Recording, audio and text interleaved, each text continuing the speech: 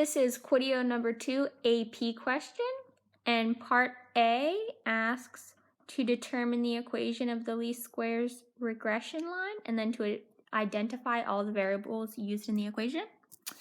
So we have y hat equals a plus bx, and we have y hat equals 0.137, which is found in our table of values here as the constant coefficient, which is going to be our y-intercept. And then our coefficient of the wind velocity, 0.240, is going to be our slope. So we have our 0.240 slope here. And then we're going to just have x at the end. And then for part B, it is asking how much more electricity would the windmill produce with 25 mile per hour wind velocity compared to 15 mile per hour wind velocity. And all you're going to do for this one is go ahead and plug in 25 and 15 as your x values in the equation we found in part A.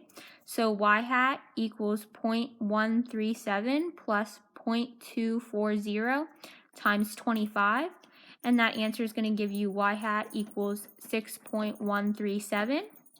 And our second equation is going to be y hat equals 0.137 plus 0.240 times 15.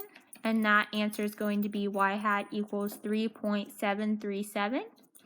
And then we're going to subtract those two values.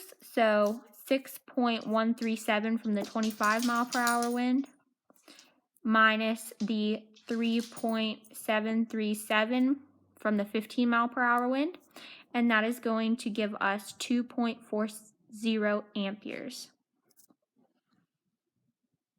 Part C asks what proportion of the variation in electricity production is explained by its linear relationship with wind velocity. So in order to do this, all you really need is the coefficient of determination, which is r squared equals 0.873. And that's found right over here in your table.